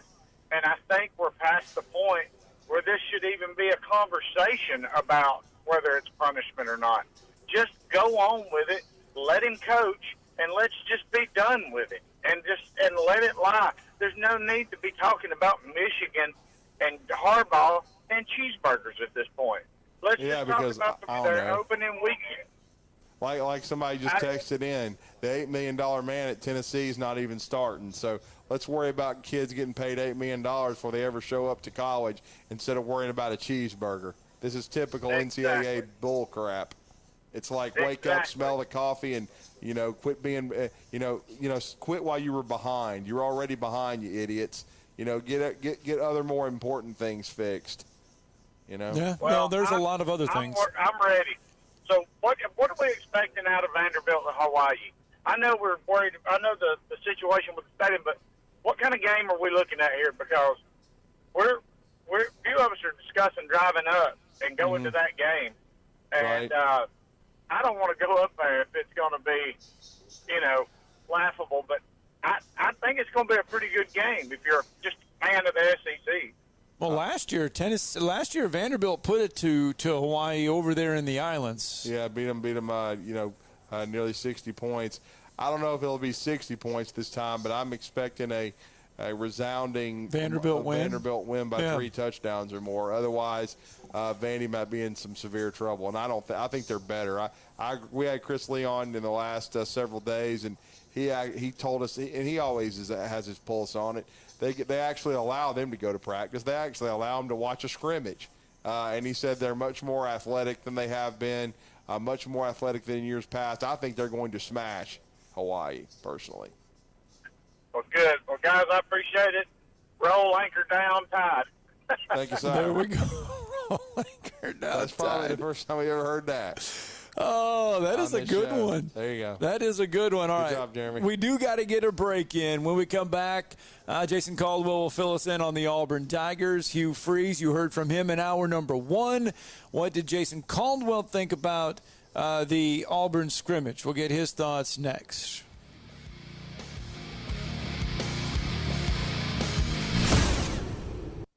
You're listening to Talkin' Ball on 97.7 ESPN, The Zone.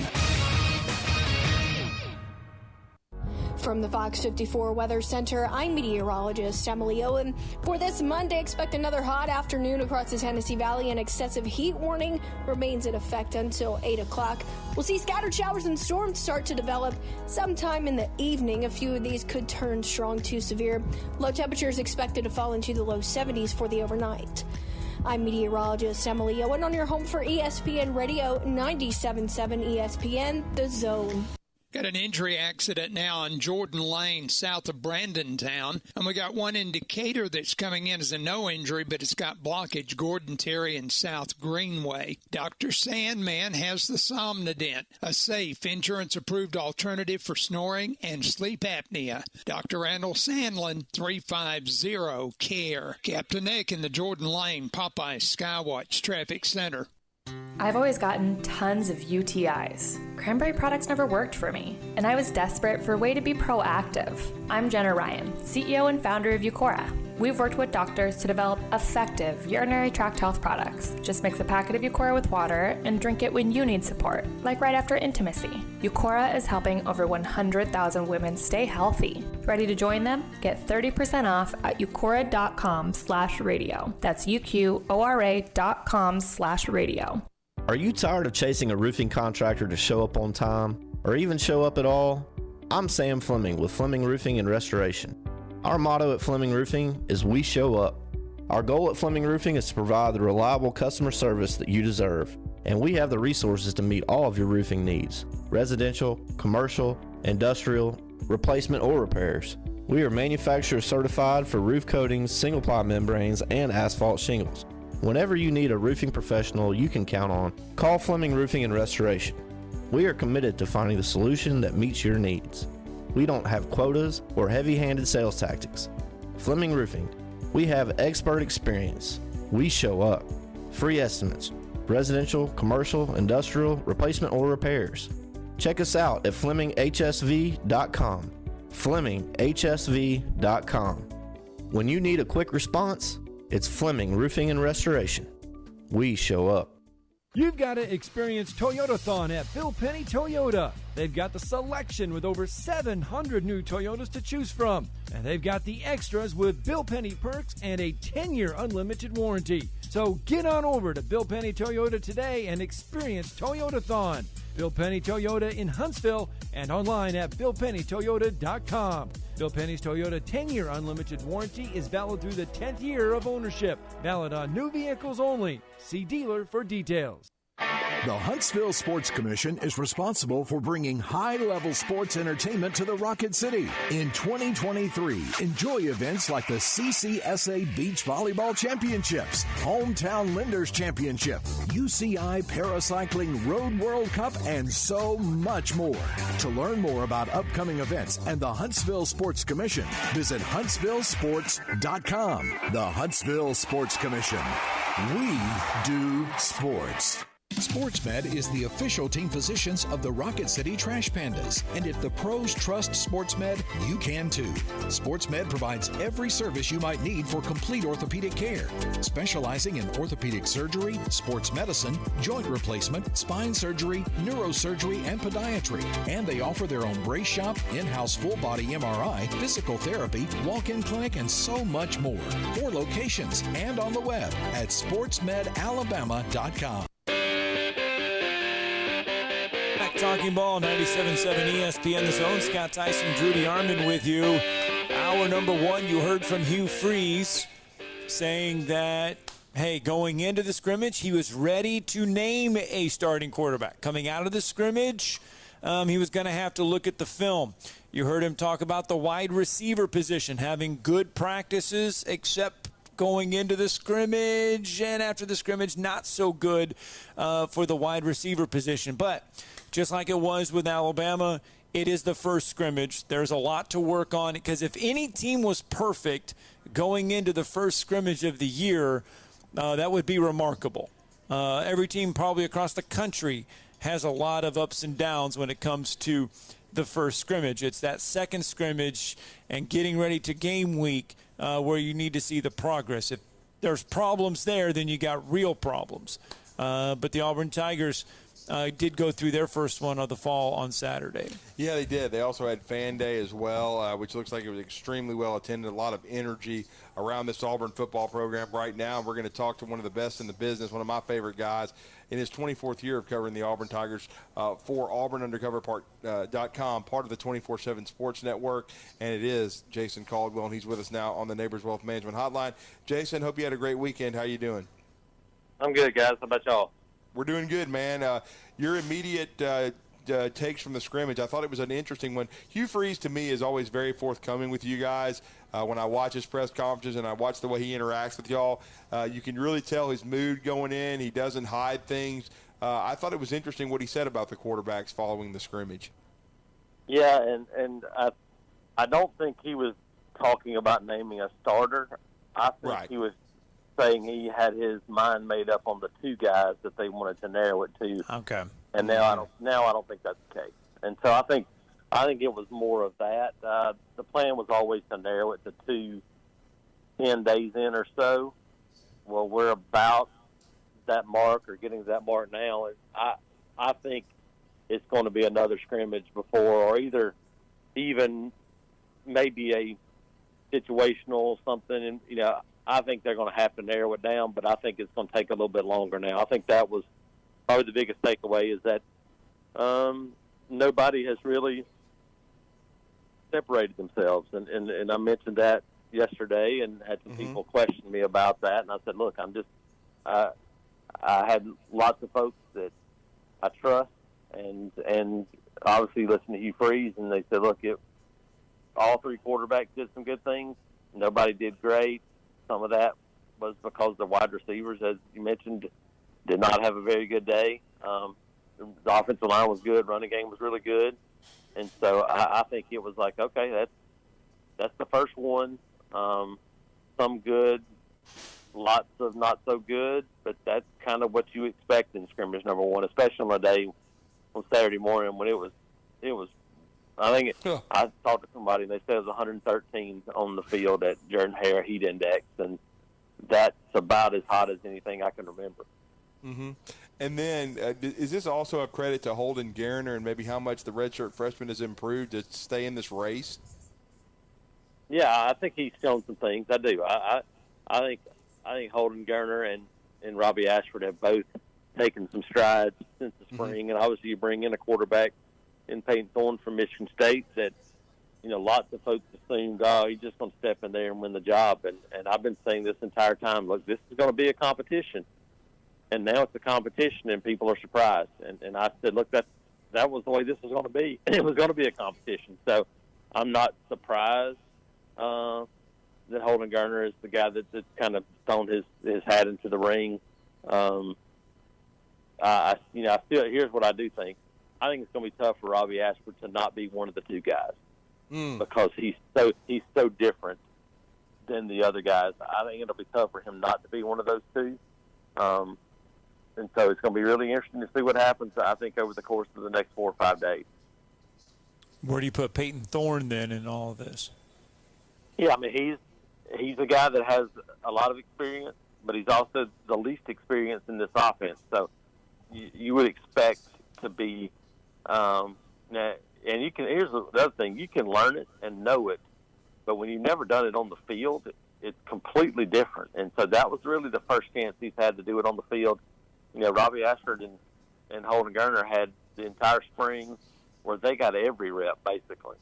You know, there wasn't another option in the spring. And so they got all those reps in the spring, and that's a big deal and a big head start for them over Peyton Thorne. I still think in the end he's a guy that's going to be tough to unseat probably. But there are lots of folks that I talked to Saturday that said, look, if I had to pick a starter today, it might be Robbie Ashford. And so they just, you know, the difference, and especially with this team running the football, the running game, I don't know. It's going to be interesting to see how they tweak this offense to whoever wins the job. And I think that's the mark of a coaching staff. That's what you do, is figure out what you do the best and go from there. And got 3 different guys that can do the thing. Go ahead, Jason. Yeah, and so I think that's the key now is to kind of figure out what you do the best and go from there. And like I said, now you got about a few more days to try to narrow it down to 2, and you still got plenty of time to find your starting quarterback. And Hugh Freeze said it on day 1. Hey, we're going to have a starter for the first game, but it may be 2 or 3 weeks. It may be a different guy. I would expect to see multiple quarterbacks against UMass, and not, hey, here's a snap or 2. I'm talking about, hey, here's a series or 2 to see what you can do. I think that's what we're going to see. Well, and another thing, too, it kind of plays off the quarterbacks, but the wide receivers, it didn't seem like he was very pleased with how they scrimmaged. He thought they had a great week of practice, but I know Javarius Johnson, probably the most experienced guy, he's banged up. And then Hugh made special mention that Camden Brown, guy that played some last year, made some plays, has not been healthy since he's been there. Kind of tell us about the receiver core. Yeah, you 2 of your guys that you would count on to be there. Camden Brown still hasn't gotten back to full speed since the spring. He's been kind of working out getting back to that this summer, and so you're still waiting on those guys. So, on Saturday, once again, you played 3 guys a whole bunch of snaps that it's their first week and a half in this offense. When you think about Jair Shorter and Shane Hook and Caleb Burton, that's 3 transfers you've added since the spring. And so you're rotating pieces and changing things left and right anyway, and then you add that to the mix. And so it's still, I think the biggest issue still for them is, especially for those guys, is, okay, now getting used to the quarterback. And this offense is an RPO scheme, and it is so reliant on the quarterback and wide receivers making the same read and being on the same page. Well, you're shuffling quarterback, and you got receivers and quarterbacks that haven't worked together, you're going to have some mistakes. So there was, I think, several route issues on Saturday where some of the issues, things that just have to be cleaned up, but it's tough to do that while you're still trying to learn each other and all those things. And so that's why I think they, as much as you might not be able to, you're going to have to make a decision to get it down to 2 guys, to then start letting guys work together more to figure out each other's tendencies, those kind of things, because that's what this offense is dependent on. Well, the running back spot, staying with the offense real fast, the running back spot, Hugh Freeze did have some good words to say about that running back spot. Yeah. I've been talking up to Damari Austin all summer. And he went out and had a huge day on Saturday. And so Damari Austin's a guy that I really believe in. Obviously, Darquez Hunter, he got a couple of touches early on, but they know what he can do. So you look at Damari Austin, then you add to the mix Ryan Batty, a guy from South Florida who I think when they signed him, they thought, well, this is going to be an outside runner and guy on special teams. And then you get him in scrimmage situations, and he's really good between the tackles, even though he's not very big. Just has a knack. And so he showed some of that on Saturday. Sean Jackson from Hewitt-Trussville, former walk-on, is a big physical back. And then Jeremiah Cobb, the true freshman from Montgomery Catholic, who I think folks who saw him for the first time on Saturday were like, okay, this guy's going to be able to help.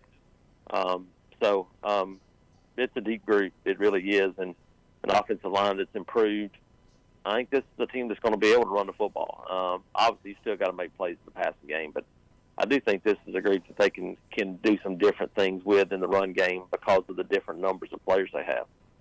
Yeah, and it's interesting, too, because I enjoy watching you and Nathan King do the videos, and you had an interesting guest pop up into your to you guys. You had a chance to briefly touch base with him, Eugene Asante, and he's been one of the biggest stories of fall camp as far as stepping up at the linebacker spot. Also, I thought it was very interesting the buzz I heard coming out of the scrimmage about, of course, Jalen McLeod and then Sings from Liberty, a couple of edge guys that are making an impact for Auburn. Yeah, and then, Elijah McAllister probably had maybe his best day at Auburn. And this is a guy that went through the spring. Elijah McAllister had some plays off the edge and had people buzzing a little bit, and that's kind of maybe the best day he's had. And so I think that's a jack linebacker position that's improved. I want to say improved greatly, but there was no jack linebacker position before the transfers. There's not a single scholarship player on the roster that was here a year ago at that spot. So it's completely rebuilt, and so they had to have that transfer side of things to do that. So those guys have all done good things. I think that's a better spot. Yeah, and then Eugene Asante, a transfer that was here last year but did not play, but just in a couple of games, has come back and has gained about 15 pounds. Now more physical. One of those guys at that linebacker spot for a front seven that I think they've got lots of numbers, but it's a lot of new faces, and I think much like the quarterbacks and receivers, trying to figure out things on the run here early in camp. Mm-hmm. And that's the thing, Jason. You mentioned, not one of those guys were on the roster. There was a lot of guys that were not on this roster after last year, and you go through your first scrimmage this year. I would have to think with everybody coming in, the roster additions and everything, Coach Freeze has to be somewhat pleased, though, with getting everyone so far heading in that right direction and trying to be on the same page. Yeah, I think you're in one side you're pleased, and then the other side you go, but man, I'm not happy because it's almost you almost have to relearn what you think about as a coach in this situation, because normally you're going to be much further ahead than you are right now, but in reality, it's probably amazing that you're as far as you are. Yeah. Because in a normal situation, you would have 5 or 6 players that you're probably counting on right now as a true freshman. Then you've got 65 guys that have been here, have been in the system, have played. Well, that's not the case right now. There's 40-plus new players on this roster. And 20 of those are since the spring. And you think about it, right now, this team, the guys that didn't go through spring practice, you look at Peyton Thorne, I mentioned Jair Shorter, and Caleb Burton, and Shane Hooks at wide receiver. Then Jaden Muskrat and Dylan Senda on the offensive line. Mm-hmm. Then defensively, you look at Jalen McLeod, Steven Sings, those additions. You look at Larry Nixon at linebacker.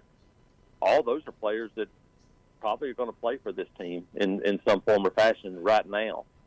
Those are guys that you've added in addition to the true freshmen that are on campus that might have a chance to play. It's almost completely different even since the spring. And so you're back, I won't say square one, but at least these guys do have experience and they're older and they pick up things much quicker. But you still have an almost rebuilt roster even since you walked off the field in spring. Yeah, I mean, I know he mentioned Larry Nixon as maybe having the most tackles for loss in the scrimmage, but when you look at the depth chart and look at how Auburn could line up on defense, Jason, the entire front seven has been rebuilt through the portal.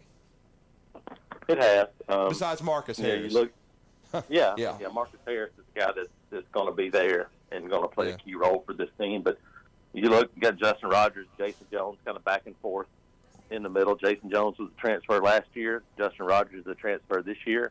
You got Messiah Nasilikite from Maryland in the mix on that defensive line group.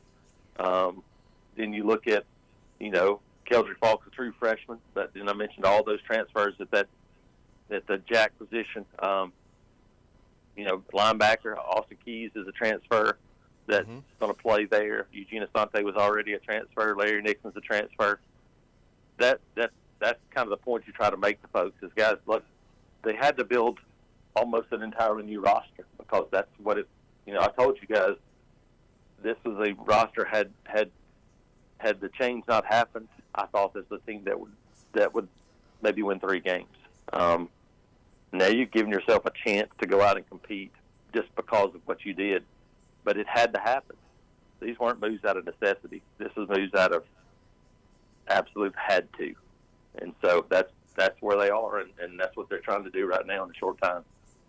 Great stuff from Jason Caldwell. We really appreciate the intel, and you always giving us great info when doing great work with Auburn Undercover. Let everybody know how to connect with you guys. Yeah, you can check us out at auburnundercover.com and can find out, football, football recruiting. Still tons of stuff going on there. Myself and Christian Clemente will be on the road a couple of days this week. Georgia kicks off this week, so we'll be on the road Wednesday night, high school game in Atlanta, and then South Georgia on Friday night. So find out all that there as well, and then also follow me on Twitter at ITATJ. Appreciate it, sir. Thank you. Thanks, guys. All right, let's get a final break in. When we come back here, tomorrow's headlines will wrap us up next. You're listening to Talkin' Ball on 97.7 ESPN, The Zone. It has actually been a pretty good morning accident-wise. We've got one on Jordan at Brandontown, or just south of Brandontown. That one had an injury. And we got one in Decatur, Gordon Terry, and South Greenway. Maybe a few more minutes there. Nobody was reported injured. From routine care to heart failure, Dr. Randall Burns and the team at Huntsville Heart Specialist on Bob Wallace Avenue have the expertise to care for all matters of the heart. Captain Nick in the Jordan Lane Popeye Skywatch Traffic Center. Ann Adams with Berkshire Hathaway Rise Real Estate is the one name to know if you're buying or selling real estate. With years of local experience, Ann Adams offers buyers in-depth knowledge of the local housing market and will narrow available properties down to those you'll be interested in so you can save time when shopping for your new home. If you're ready to sell, Ann offers a seamless process using accurate pricing and expert negotiation skills to make sure you get a fair price for your home. Call Ann Adams today at 256-337-2625 or log on bhhsriserealestate.com. Guys, music can inspire us. Let the concert quality sound system at Zoom Indoor Cycling help push you harder than you ever thought possible. No matter if you're a beginner or an experienced rider, you'll ride top-of-the-line Stages SC3 bikes as the most talented instructors in North Alabama motivate you to reach your goals. You can do it! Zone Indoor Cycling is this week's Zone Deal. Get a $100 certificate for just $50. Get yours now at 977ESPN.com. $2 specialty shoe rental per ride for new riders. Tom Abraham here for my friends at Alumni Hall. Alumni Hall is the ultimate shopping experience for Alabama and Auburn fans. Located right here in Huntsville, come shop the best selection of officially licensed apparel, hats, Yeti, accessories, and gifts. Whether you're heading to the spring game or shopping graduation gifts or just love to show your school pride daily, come see us at Alumni Hall. University students, faculty, and military receive 10% off in store, and you can earn cash back with our Hall Pass rewards. Alumni Hall, located in Bridge Street Shopping Center, or shop anytime at alumnihall.com. Tom Luganville here for my friends at Woody Anderson Ford. Bobby White and his team take great pride in their service department, and you can see it the moment you walk into those beautiful new service lanes. And just like a championship team, they all work together to make sure your experience is second to none, whether you drive a Ford or not. Also, check out the gold certified pre-owned inventory at Woody Anderson Ford for great deals every day. Stop by and see them at Jordan and Sparkman or at Woody Anderson of Madison on Hughes Road, or visit WoodyAndersonFord.com. Are you in the market for a recreational vehicle? Do you want to get out and see more of this beautiful country? Well, imagine hearing the laughter of your little ones enjoying gooey s'mores by a cozy campfire and making lasting memories with your friends and family from the comfort of a new camper. We can make your dreams come true at Hall's RV. With over 15 years in the camping business, we know how to get our customers into the perfect camper. We have several models and floor plans here for you to choose from, both new and used. We're family owned and operated with fantastic deals and great service. Everyone wants to work with people they can trust, so come on down to Hall's RV and get the deal of a lifetime. We'll treat you right and get you on the road in the camper of your dreams. Visit us on Highway 431 in Albertville. Hall's RVs, where we sell fun. Or see us on the web at www.hallsrvsales.com.